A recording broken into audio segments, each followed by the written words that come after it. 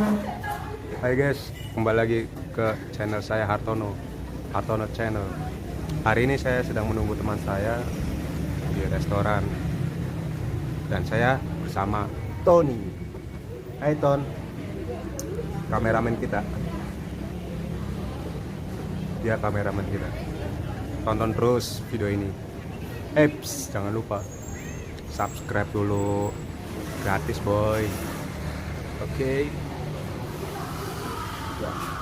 Saya sedang menunggu teman saya. Saya juga serak, suaranya lagi nggak enak ini ya, tapi dipaksain lah karena jam tayang harus kejar. Oke, video ini untuk kalian, bila mana bermanfaat untuk kalian. Oke, jadi hari ini teman saya ingin bercerita tentang perjalanan hidup. Dia pernah kemarin itu dia pernah mengalami COVID, dia itu positif dan akhirnya dia sembuh. Bagaimana dia menjalankan semua itu? Ups, tonton terus video ini. Oke, saya masih menunggu di sini bersama-sama Pak Tony. Oke, let's see guys. Ya, orangnya sudah datang, sudah 3 jam saya nunggu. Nah, ini teman saya nih, Dean. Hai Dean, gimana, sehat? Alhamdulillah. Ya, ini kameramen kita Tony Saputra. Oke, tonton terus video ini ya.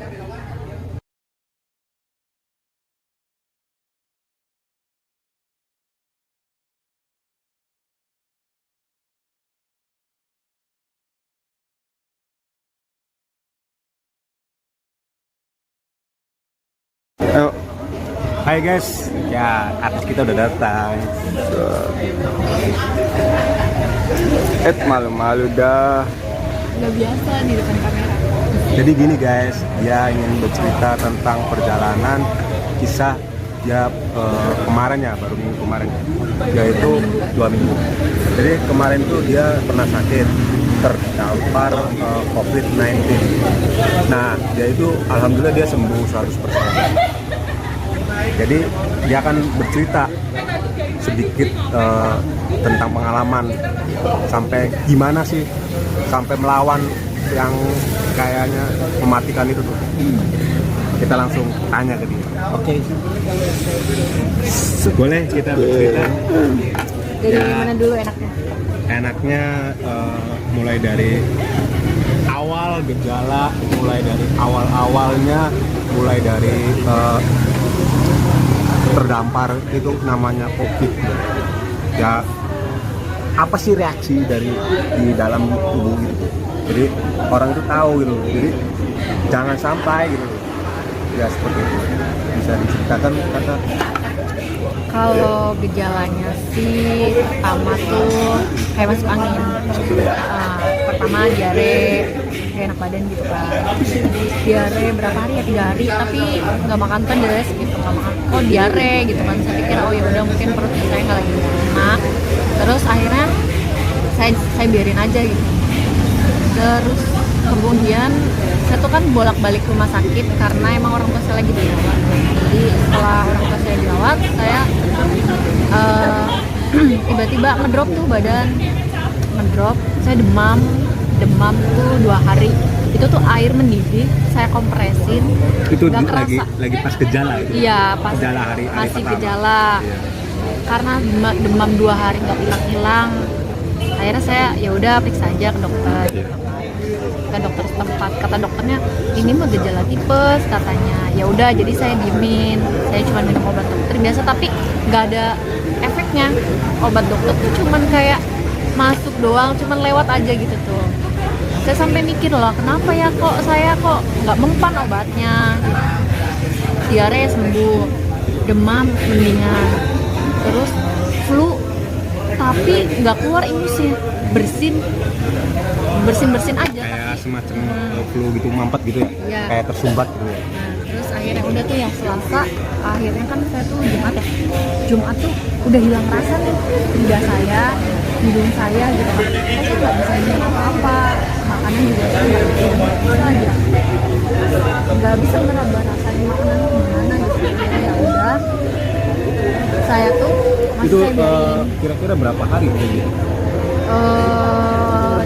Lumayan Ngerasain kayak ya. gitu, ya, ngerasain kayak gitu tuh berapa hari? Oh, ngerasain kayak gitu tuh kayaknya sih saya tuh kalau gejala demam kayak gitunya sudah lama.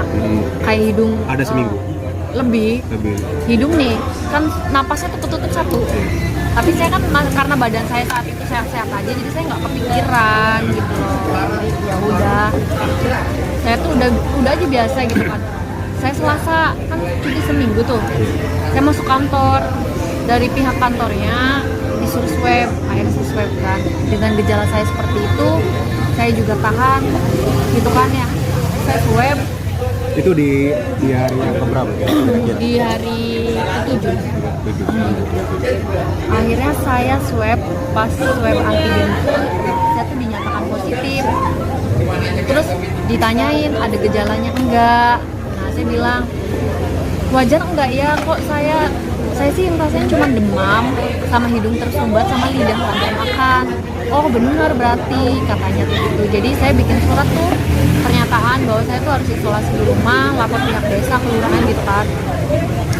Nggak percaya karena banyak temen yang bilang jangan percaya, antigen mah nggak valid gitu kan. Akhirnya mastiin tuh kan, saya ke rumah sakit kan mau PCR, ya udahlah saya tuh pulang aja tuh kan dari kantor udah dipulangin.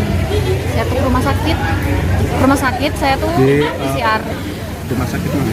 Rumah sakit Cermai. Rumah sakit Cermai. Ya pas PCR saya tuh kan PCR ya, ditanyain mana hasil tes yang antigennya gitu kan, KTP dan BPJS lain-lain semua gitu kan. Udah saya masukin, saya langsung di swab tuh, diinfus dulu, di swab di PCR ya. Terus udah kayak gitu nunggu ya nanti runningnya 5 jam karena kalau misalkan PCR tuh lebih lama untuk jangka waktunya. Kalau misalkan yang antigen itu cuma 30 menit. Akhirnya saya nunggu tuh sampai jam 9 malam hasilnya tuh keluar PCR. Nah saya tuh udah mentok nih kalau PCR positif, wah ya udah saya berarti udah bisa kena. PCR Itu tuh maaf ya, positif. itu posisi tuh lagi di rumah sakit nunggu Iya. di ruangan gitu ya? Di ruangan isolasi ya, jadi kayak isolasi di ruangan isolasi sementara dulu kayak IGD-nya COVID gitu. Terus udah tuh saya tuh PCR hasilnya positif dengan CT-nya tuh 35. Jadi saya pernah baca ya di apa gitu, website apa, kalau CT-nya 35 tuh dia udah kenanya udah lama. Jadi kalau yang misalkan 35 itu dia udah lama nggak dirasa. Kalau yang misalkan 34 di bawah itu udah parah masuknya, dan jangka waktunya juga lama. Kalau untuk untuk disembuhinnya gitu kan. Karena emang ada temen yang kerja di KAI juga, dia bilang kayak gitu, kamu CT-nya berapa? Pas nanyain juga tentang CT-nya berapa gitu kan.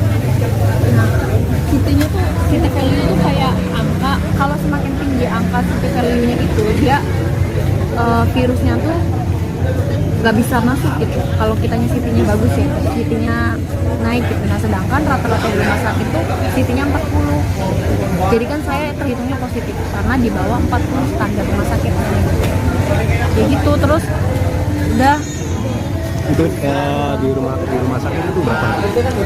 Harusnya sih 2 minggu, cuman saya seminggu karena kan diwajibkan untuk mengikuti dulu sampai selama 10 hari prosedur.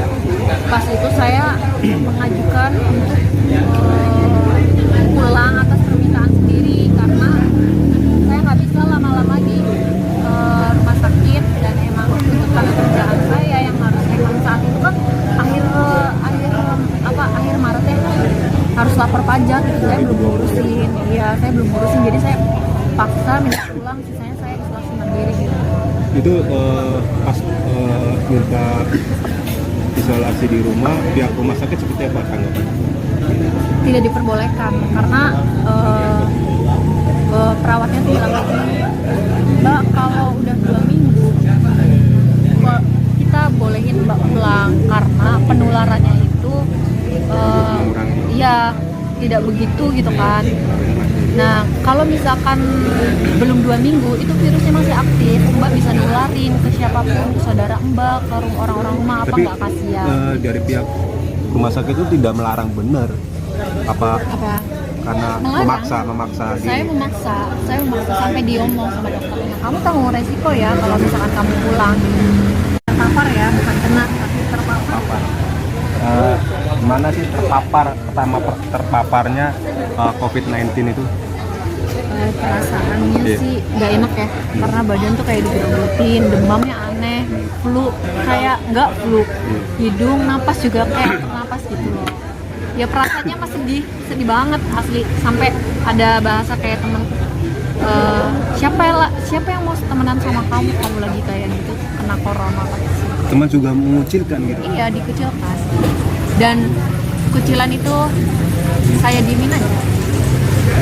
Karena kalau kita ngebalas omongan orang yang mengucilkan kita, apa bedanya kita sama dia? Jadi motivasi apa sampai Mbak itu sembuh? Motivasi. Motivasinya pertama mah keluarga ya, karena saya Apakah ada sesosok di dan luar kerjaan. Kerjaan. Karena saya pas itu hampir akhir Maret gitu ya, mau lapor pajak gitu, karena itu kerjaan saya, tanggung jawab saya, dan saya belum menyelesaikannya gitu. Jadi saya ngerasa kayak, saya tuh harus sembuh gitu, ini gimana kalau belum selesai gitu. Karena bukan ketika kita bayar dendanya belum lapor ya, tapi tanggung jawab kita gitu. Itu di perusahaan itu apa mengizinkan Mbak untuk istirahat? Gimana? Mengizinkan. Jadi pas itu kan saya sakit seminggu ya, saya dikasih cuti seminggu. Itu berapa bulan posisinya? Posisinya cuma seminggu. Terus saya masuk kantor swab positif, saya dikasih waktu, yang nggak dikasih waktu, di bos saya tuh bilangnya gini, Devi nggak boleh masuk kantor dulu sebelum dia negatif. Jadi nggak boleh gitu kalau sampai negatif. Kalau saya sebulan belum negatif ya mungkin saya juga nggak bakal masuk kantor. Saran itu cuma satu. Jadi dari pihak perusahaan juga itu mendukung ya? Ya, mendukung dan memotivasi untuk sembuh gitu. Jadi saat posisi negatif itu apa langsung ke rumah sakit dirawat, sempat di rumah dulu? Pas terakhir ya, tes terakhir berarti kan saya kan sakit di rumah seminggu, 2 minggu seminggu di rumah sakit, seminggu isolasi kan. Udah negatif tuh saya setelah isolasi mandiri, saya ngejadwalin, saya punya schedule sendiri untuk diri saya gitu, buat ngatur gimana minum obatnya, olahraganya, pencegahannya gitu kan. Ya ini schedule saya setiap hari itu pagi saya tuh berjemur,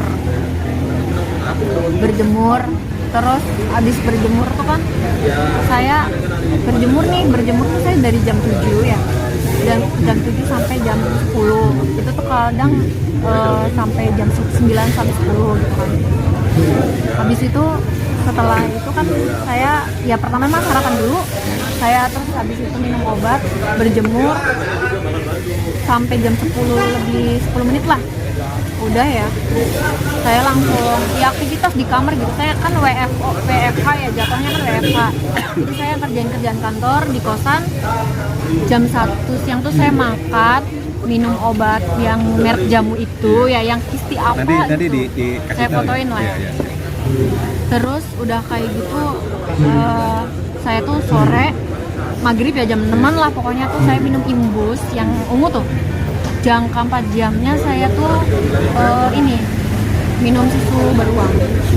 Dan setiap 2 hari sekali ya saya tuh nyempetin senam sendiri gitu. Sampai semotivasi itu kan?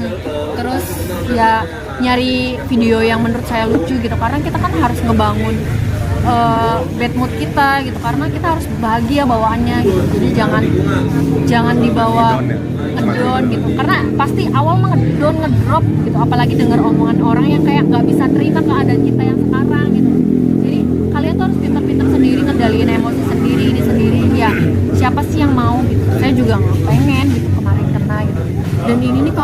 kalian ngerasain ya, ini Mas saran ngerasain hidung udah nggak bisa nyium gitu, lidah udah nggak bisa ngerasain, pokoknya cepet-cepet minyak kayu putih ya di tisu digulung gitu kan, kayak buat rokok tuh. Iya, Nah, dilinting lah. dikasih minyak kayu putih itu terus sampai basah, masukin ke hidung. Itu 3 hari. Saya kan hilang indera penciuman tuh 7 hari ya.